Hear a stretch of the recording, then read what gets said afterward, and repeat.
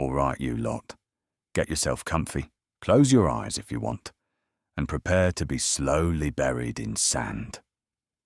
We're heading all the way back to ancient Egypt, the land of pharaohs, pyramids, and some truly questionable fashion choices. Linen skirts, bald heads, and enough eyeliner to make a goth jealous.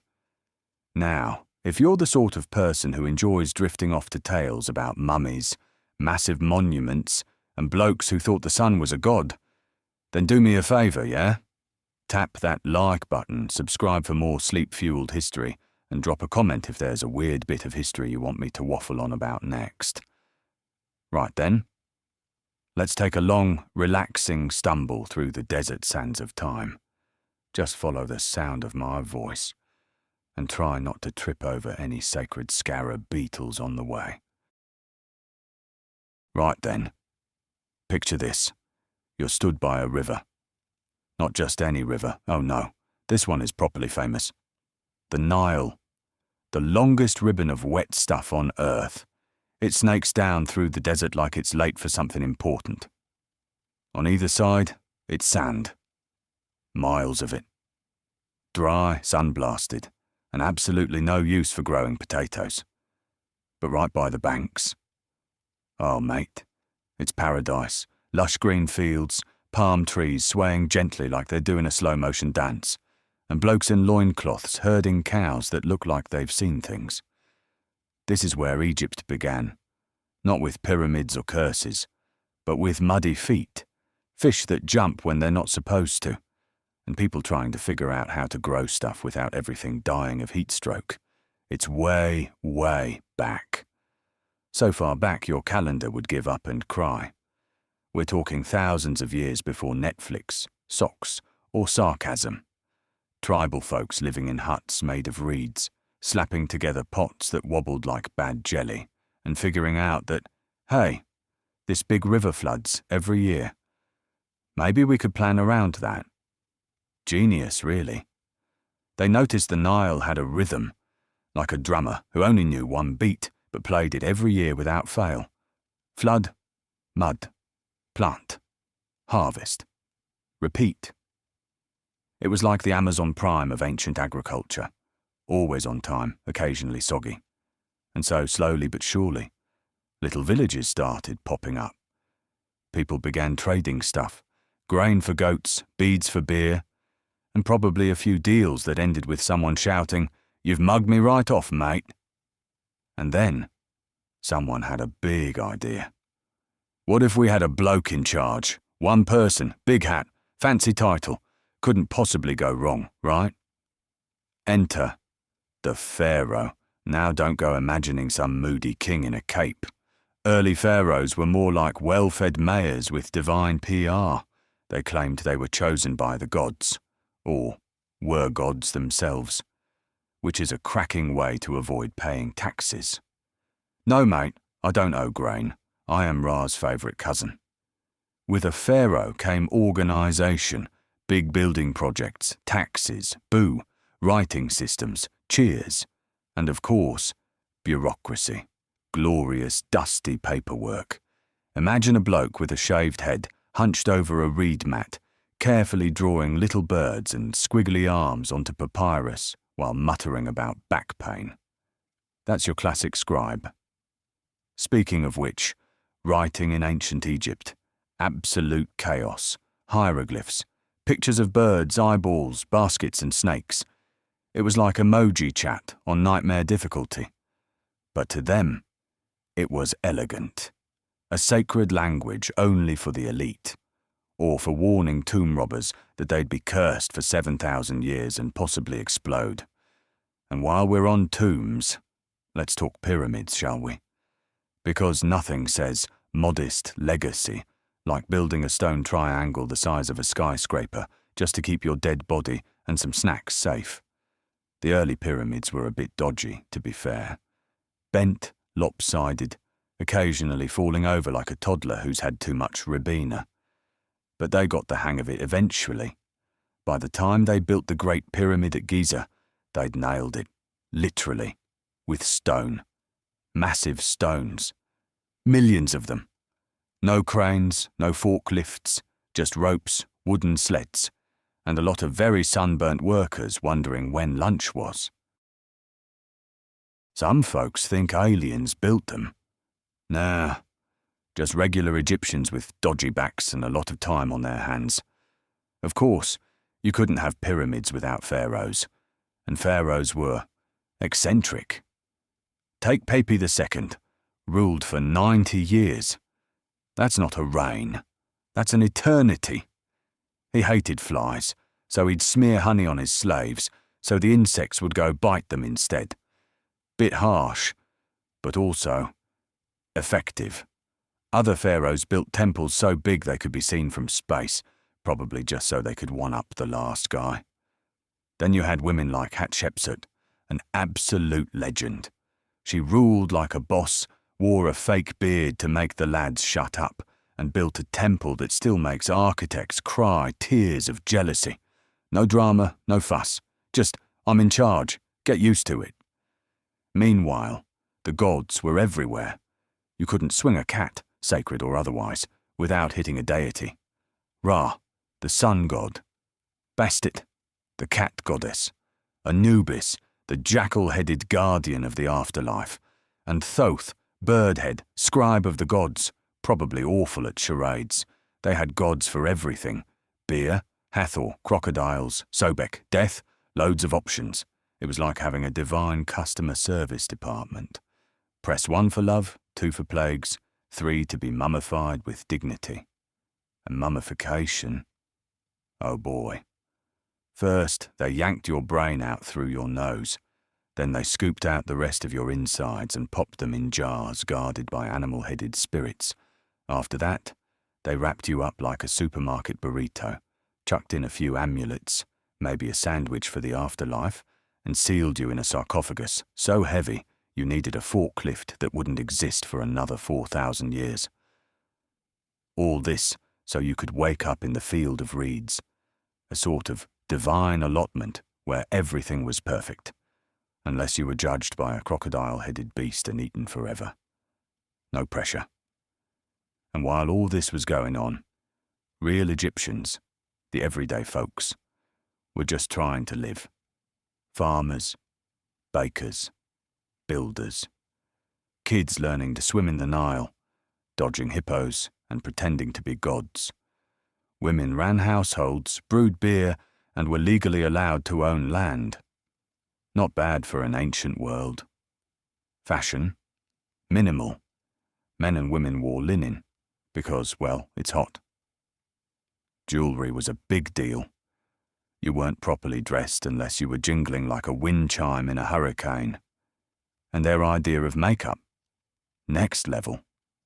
They used green and black eyeliner not just for glam, but to keep sun glare down and bugs out. Functional and fabulous. Even their pets were posh. Cats, obviously, sacred, smug, and probably in charge. But also baboons, ducks, monkeys, and even trained mongoose. The Egyptian household, part zoo, part cult, all sand. Time moved on. Dynasties rose and fell like badly balanced obelisks. Invaders came, the Hyksos, the Assyrians, the Persians. But Egypt kept bouncing back, like the world's most resilient sandcastle. Eventually, though, the big guns showed up. Alexander the Great, then the Romans, Cleopatra, last of the pharaohs, queen of eyeliner, and a woman who could speak half a dozen languages, raise an empire, and still have time for dramatic love affairs with blokes named Julius and Mark. And then, silence. The old gods faded. The temples crumbled. The language was lost. And for centuries, the secrets of Egypt slept beneath the sand. Until curious Europeans rocked up with shovels and egos and started digging everything up. Pyramids, tombs, mummies, all packed into museums or sold to tourists who probably thought the sarcophagi would make nice coffee tables. But Egypt never really vanished. It lingers in the stories, in the architecture, in the maths and medicine they pioneered, even in the way we write, measure, and decorate our eyes when we're feeling dramatic. So here you are, floating somewhere between dreams and desserts, snoozing through sandstorms and slowly becoming one with the ancient dust. Egypt, eternal, mysterious, and occasionally quite funny when you look at it sideways. And if you're still awake, well done. You've lasted longer than most pharaohs. Now, by this point, ancient Egypt wasn't just a country. It was a full-on civilization with swagger. They'd mastered architecture, invented a writing system that looked like a pigeon had exploded on a chalkboard, and turned the afterlife into a logistical operation so complicated you'd need an admin team and a spiritual GPS just to navigate it. Let's talk temples. Not your average places of worship, mind. Egyptian temples weren't small stone huts with a bloke at the front saying, "Shh." These were massive, divine fortresses. Pillars carved like giant bundles of reeds, statues taller than a 2-story pub, and corridors lined with scenes of gods smiting enemies who were definitely having a worse day than you. The Temple of Karnak. Absolute unit. Built over 2,000 years, which is a bit of a faff if you ask me. You'd start laying the foundations, and by the time the roof was finished, your great-great-great-great-grandkids would be arguing over which god got the biggest statue. They carved stories into every wall, entire epics in stone. You'd walk in and see Ramses II beating up the Hittites, the gods floating around like they owned the place, which, to be fair, they sort of did, and rows of priests waving incense around like spiritual pest control. And the colours. Oh, mate, ancient Egypt was bright. We think of it all in beige because the paint's worn off, but back in the day, these places were painted like someone gave a toddler a box of crayons and told them to go wild. Reds, blues, greens, gold leaf, slapped on everything like they had a deal going with the sun itself. Now, speaking of gods and glitter, religion was everything. It wasn't a Sunday-only affair. The gods were in your crops, your beer, your cat, and your dodgy dreams. Every city had its own divine mascot, sort of like spiritual football teams. The folks in Thebes were all about Amun-Ra. Down in Memphis, it was Ptah. And if you went wandering into someone else's holy turf and said the wrong thing about their god, you'd probably get a sandaled kick in the shins and a lecture in theology. They held festivals for their deities that were part worship, part rave. Boats carrying statues of gods would be paraded down the Nile, surrounded by priests, musicians, dancers, and onlookers, chucking offerings into the river like it was a wishing well for divine attention. Bit of food, a flower, maybe a carved amulet. One lad probably tossed in a sandwich by accident. Oops, let's not forget the myths. Oh, the myths. Egyptian stories were wilder than a camel on espresso. You've got Osiris, the god of the dead, chopped into bits by his jealous brother Set, scattered across Egypt like a divine jigsaw puzzle. Then Isis, Osiris's wife, went around collecting all the pieces, put him back together, except for one very personal bit, which a fish allegedly ate, awkward, and resurrected him. Sort of. Enough to make a son, anyway. Horus, the falcon-headed avenger, who later challenged Set in a battle that involved chariots, magic, and possibly a few punch-ups in the sky. Their version of creation? Well, there were a few, depending on which priest you asked, but they all had one thing in common. A lot of primordial goo, a self-created god sneezing, or, in one version, having a private moment that created the universe. And you thought your family gatherings were weird. Then there's Ma'at, the concept of cosmic order. Feather-light and sacred. Every Egyptian hoped to live by Ma'at's rules, because when you snuffed it, your heart would be weighed against her feather. If your heart was heavier, full of lies, spite, and possibly a few parking fines, it'd be gobbled up by a creature that was part lion, part hippo, part crocodile. Basically, a walking, you've messed up warning. But if your heart passed the test, eternal bliss in the field of reeds, all the beer you could drink, fields of gold and barley, and absolutely no emails. Now, let's slide away from the temples and tombs for a moment and sneak into the real world, daily life in Egypt. Because while the pharaohs were building monuments and declaring themselves living gods, someone still had to do the laundry. Your average Egyptian woke up with the sun, because alarm clocks hadn't been invented and the rooster wasn't optional. Breakfast was usually bread, onions, and beer. Yes, beer. Fermented, thick, cloudy beer. Bit chewy, like porridge with a grudge. But it was full of calories and hydration. Basically, ancient Egyptian Red Bull. Kids ran around half naked, which, to be fair, is a decent strategy when you live in a place where the temperature rarely drops below spontaneous combustion. They played games with balls made of papyrus, chased each other with sticks, and probably annoyed the goats for sport. Jobs were all over the place. You could be a fisherman, a potter, a soldier, or a dancer in a temple. You could work in the fields or end up lugging massive blocks of limestone up a ramp for 20 years, just so some royal lad could be buried with his favourite chair. And education? Strictly for the posh or the priestly. You didn't just walk into a classroom and start scribbling. You had to train as a scribe, years of learning symbols, rules, and exactly how to draw a duck so it didn't look like a confused pigeon. Only the best of the best could graduate and go on to write legal documents, letters, and the occasional love poem involving figs and perfume. Marriage? Straightforward. No fancy ceremonies. You lived together, shared a house and a cat, and that was it. Divorce was also allowed, as were wills, inheritance, and property rights for women, which was pretty forward-thinking for the time. Cleopatra could run an empire and buy her own sandals. You go, girl. Pets weren't just accessories. They were companions and spiritual symbols.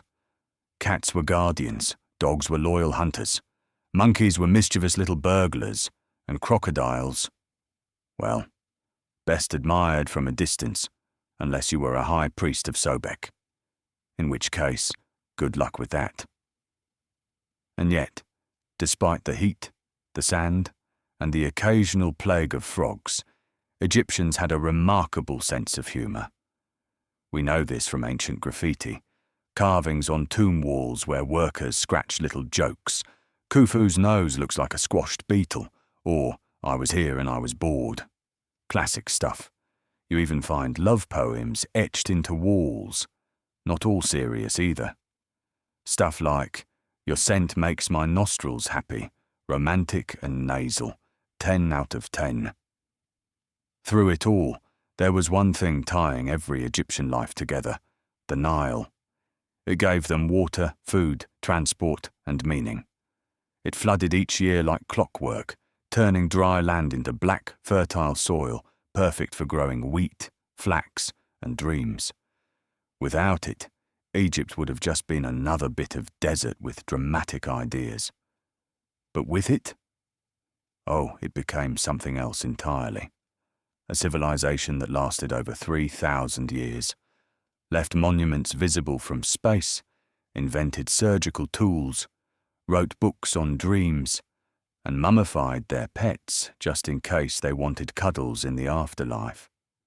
And as you drift deeper into sleep, wrapped in your own linen cocoon, you're floating gently on that ancient river now, guided by moonlight, flanked by crocodiles, with surprisingly calm expressions, past temples, tombs, and ghostly whispers of laughter echoing across time. Egypt never truly ended.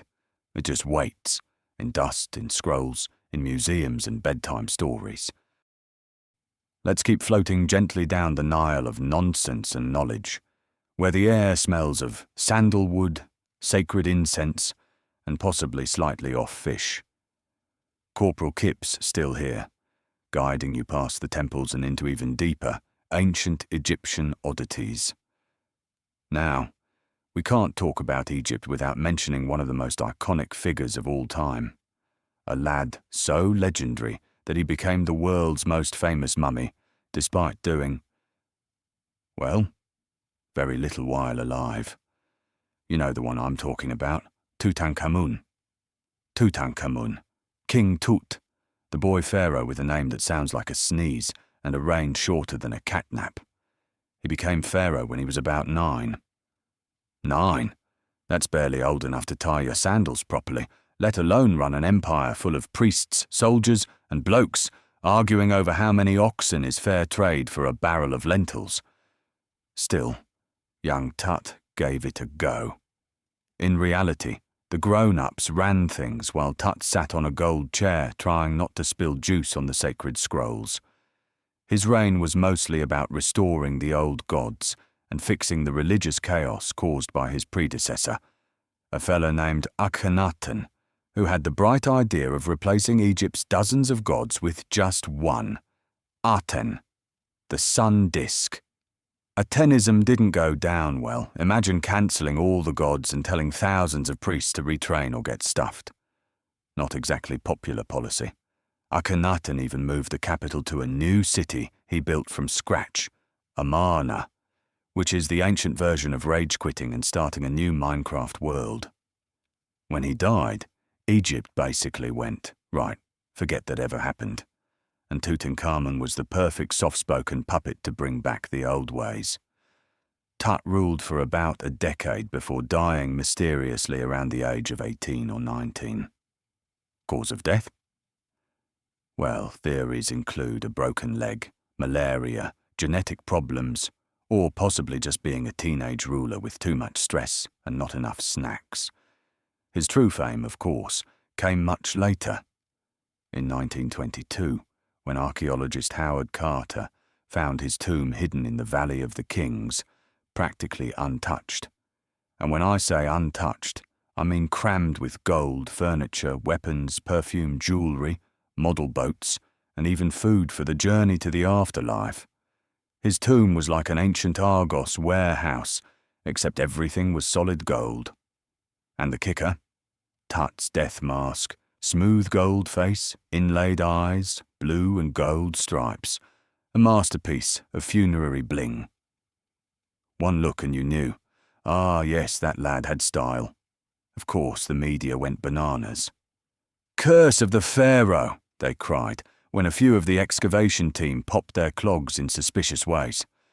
Truth is, they were mostly just unlucky, elderly, or allergic to dust. But nothing beats a good spooky headline. Even now, you can't open a history book without someone banging on about cursed tombs and undead priests rising for revenge. Total rubbish, but cracking bedtime drama. Let's leave the tombs behind for a moment and shine a flickering torchlight on something just as strange: Egyptian medicine. You'd think a civilization obsessed with death would be a bit grim, but the truth is they were ahead of their time. Their doctors weren't just witch doctors waving fishbones about. They had scrolls full of treatments, surgeries, and prescriptions. They knew how to stitch wounds, set broken bones, and even remove cysts using copper scalpels, all while wearing eyeliner. Absolute professionals. Mind you, some of their remedies were creative. Got a headache? Slap some cooked mouse on it. Toothache? Rub in some crushed onion mixed with donkey fat. Bit peckish? Pigeon stew. Bit of a rash? Lizard tail and honey poultice. Ancient Egyptian pharmacy was 10% logic, 20% plants, and 70% guesswork. But hey, they gave it a go. They even had pregnancy tests. Women would wee on wheat and barley seeds, and if one sprouted, she was pregnant. If neither did, false alarm. And if both sprouted, twins. Completely mad. But modern science says it might have actually worked, based on hormone interaction. Don't try this at home, though, unless you want sprouted oats on your windowsill and awkward questions from your neighbours. And what about dreams? Egyptians believed dreams were divine messages, proper celestial WhatsApp sent from the gods. They had dream interpreters, scrolls full of dream meanings, and temples where you could go sleep and hope for a sacred vision. Dreamed of eating crocodile? That meant riches. Dreamed of losing your nose? Bad omen. Dreamed you were flying? Probably ate too many fermented figs. But nothing beats their obsession with the stars. Egyptians weren't just looking at the sky for fun. They used it to track time, mark seasons, and align temples. The rising of the star Sirius meant the Nile was about to flood. And boom, planting season would begin. They practically invented the calendar, dividing the year into 12 months of 30 days, plus 5 bonus days for festivals, feasting, and pretending the gods weren't watching you sneak an extra drink. And speaking of festivals, the Egyptians knew how to party. There was the Festival of Drunkenness, not a joke, an actual yearly celebration where everyone drank themselves silly to honor the goddess Hathor. Legend had it that she once went on a divine rampage, and the gods tricked her into calming down by making her drink beer dyed red to look like blood. She passed out, woke up peaceful, and thus, every year, people reenacted it by getting absolutely plastered in her honor. Religion, eh? Funny old thing. The streets would be filled with music, drums, flutes, lyres, and people dancing, singing, clapping, and offering flowers to statues. There'd be food stalls, parades, and enough perfume to fumigate a pyramid. Everyone wore their finest, gold, lapis lazuli, and enough amulets to rattle when they walked. Even royalty got involved. Pharaohs didn't just sit in thrones being serious. They joined in processions, rowed in boats with golden sails, and chucked offerings into the river with everyone else. Why not? It was their job to keep Ma'at, cosmic order, in balance. And if that meant leading a bit of a knees up, so be it. You can almost picture it now, can't you? A twilight festival by the Nile. Torches flickering, drums thumping, stars above like scattered jewels, and the scent of lotus and roasted duck in the air. Somewhere, a priest is making a toast to Ra while a toddler chases a goose into the water. It's joyful, sacred, and absolutely bonkers, just how the Egyptians liked it. And still, they built. Even as invaders circled like vultures, even as dynasties faltered and rose again, they kept building. Temples, tombs, obelisks, libraries, canals, statues, taller than your local chip shop. Everything they touched was done with an eye to eternity. They weren't building for tomorrow. They were building for the afterlife, for the gods, the ancestors, the unborn. Every stone a whisper to the future. And as we lie back now, halfway between dream and memory, the Nile still flows. The temples still stand, wind-worn, sun-bleached but proud. Somewhere deep beneath the sand, another chamber waits to be discovered, filled with golden sandals, clay cats, and the silent grin of a forgotten god. But you're not digging tonight. No, tonight you're just resting, eyes closed, body still, floating in a boat made of papyrus and sleep, drifting down the river of time, past crocodiles who nod respectfully and hippos who snore softly under the moon. Egypt slumbers with you now, eternal, enchanted, and absolutely knackered. Still floating? Good. That means Corporal Kip's doing his job, lulling you deeper into the land of linen, lotus flowers, and ludicrously large monuments. So let's just keep drifting, nice and slow. No rush, no worries. Just the ancient breeze of Egypt brushing over your eyelids while we carry on down the dusty path of glorious nonsense.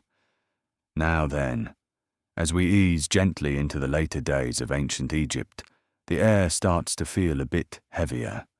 The golden age is beginning to tarnish.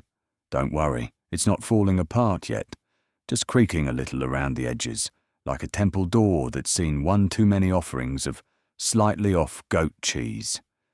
You see, After centuries of building, worshipping, scribbling, and absolutely smashing the statue game, Egypt was starting to get a bit tired.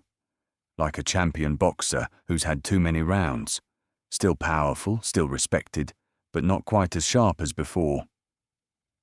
New enemies started sniffing around. Invaders, foreign rulers, tribes from lands where the Nile didn't flow and the sand didn't politely keep to itself. One of the first real headaches came from a group called the Hyksos. Bit of a mouthful, that. Sounds like someone sneezing during a spelling bee. But these lot weren't just tourists.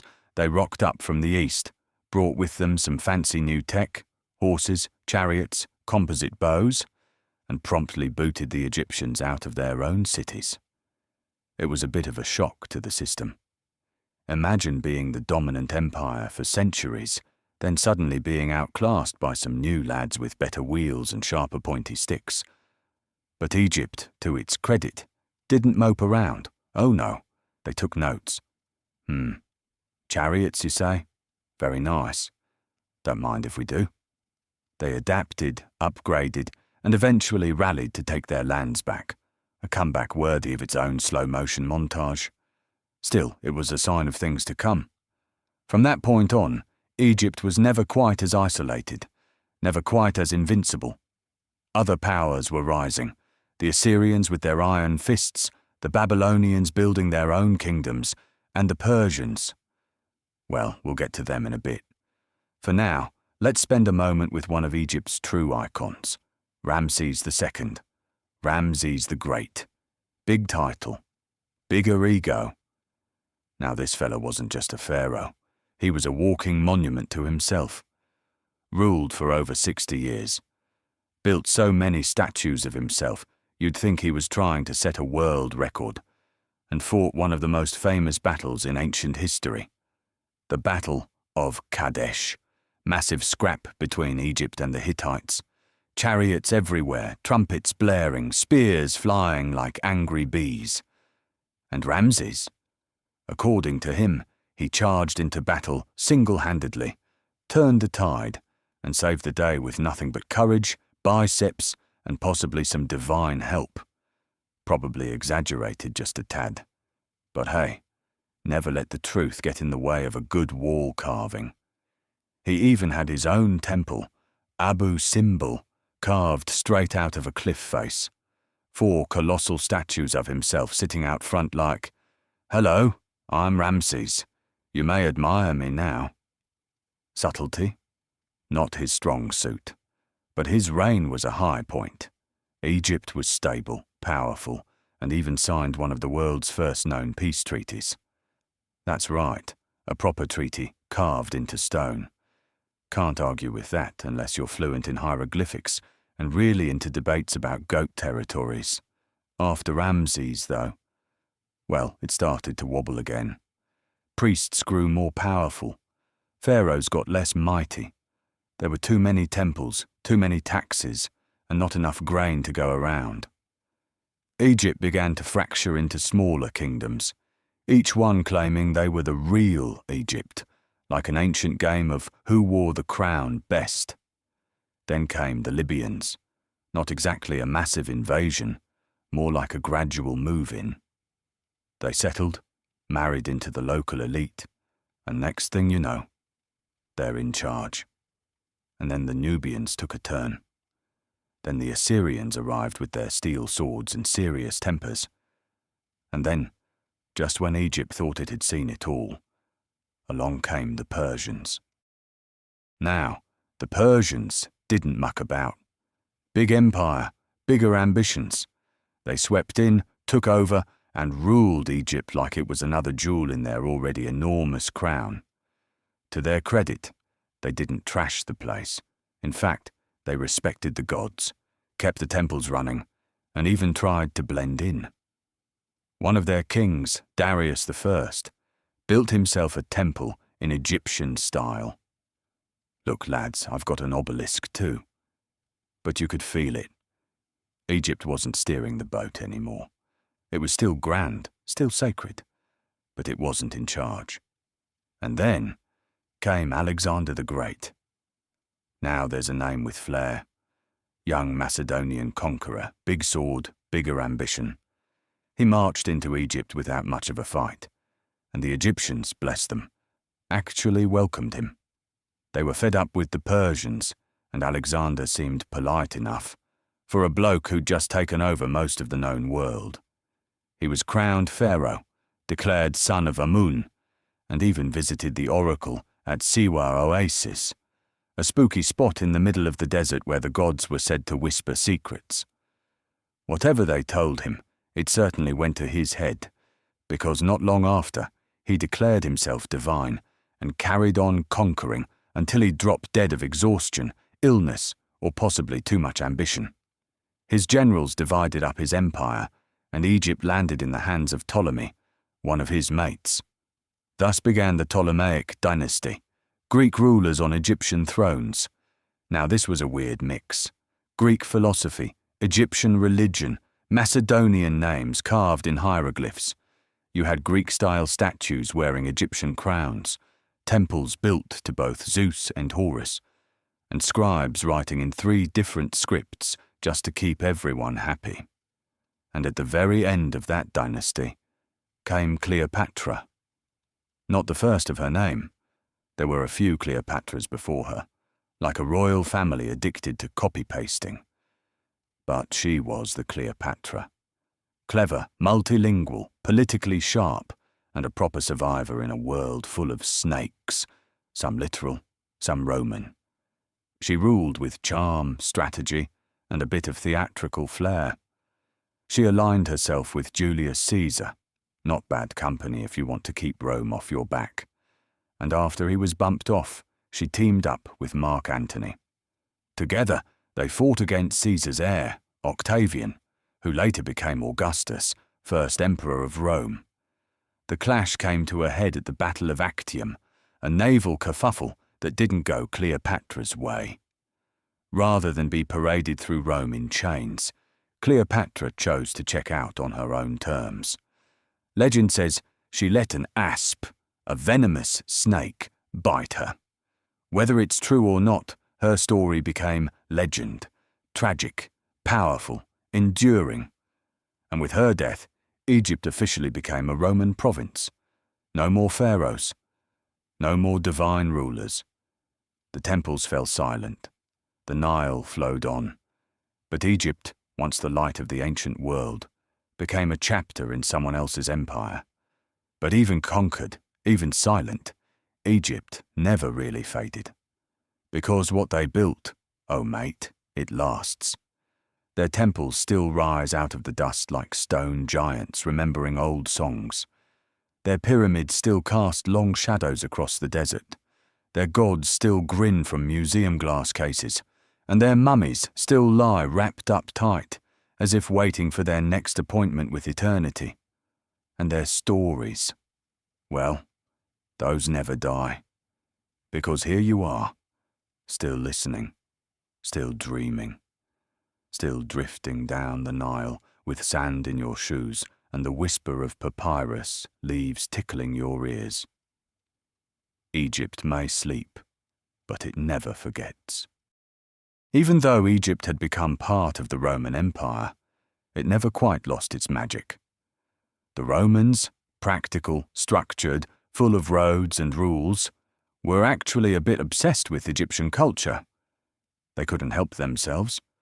You conquer a place, and instead of flattening it, you start borrowing bits. The gods, the art, the fashion, even the eyeliner. Egyptian style slipped into Roman life like sand in a sandal, sneaky, persistent, and strangely comfortable. Roman emperors built temples in the Egyptian style, complete with columns and carved reliefs, trying to blend in with the divine legacy of pharaohs. Even emperors like Hadrian and Augustus played the game, posing for statues in Egyptian dress, trying to look like they belonged. You'd think they'd be embarrassed. But no, Egypt had that kind of pull. Spiritual, ancient, and just mysterious enough to keep everyone guessing. The city of Alexandria, once founded by Alexander the Great, became a proper hub of learning and culture. It had the famous Library of Alexandria, one of the most ambitious knowledge banks in human history. Scrolls from across the known world, collected and stored with obsessive care. Histories, science, mathematics, poetry, recipes, magic spells, all inked onto papyrus and tucked neatly away. Scholars came from all over to read, to write, to argue over how many gods you could fit into a boat. It was a dream for the curious, a paradise for the clever, and a tragedy when, slowly and painfully, the library was destroyed. How it happened is still debated. Fire, war, neglect, possibly all of the above. But the loss was immense. Thousands of years of knowledge reduced to smoke and silence. Imagine if your entire internet history vanished overnight. Every book, every answer, every bedtime story, gone in one big puff of ash and regret. And still, the Nile flowed through every dynasty, every empire, every foreign bootprint in the sand.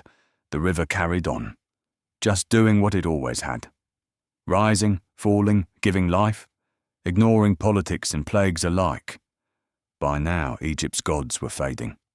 Not gone, just quieter, replaced slowly by Roman beliefs, then by Christianity, then later by Islam. Each new wave bringing change, but also a kind of layering. Egypt didn't forget, it just evolved. Like a giant, sunlit onion of memory, even when the language was lost, when no one could read hieroglyphs anymore. The stone still spoke. The carvings endured, silent, waiting. Centuries passed, sand drifted higher, cities sank, temples crumbled, statues were buried up to their necks like sleeping giants, their stony faces still gazing at the horizon. Then, in 1799, a soldier in Napoleon's army stubbed his toe, figuratively if not literally, on a dark stone slab near the town of Rosetta. It was covered in writing, 3 different scripts. One of them, hieroglyphs, the others, known languages. That slab became the key. The Rosetta Stone. Thanks to it, and a bloke named Jean-François Champollion who practically gave himself a headache trying to crack the code, we finally unlocked ancient Egypt's forgotten tongue. Suddenly, the statues spoke.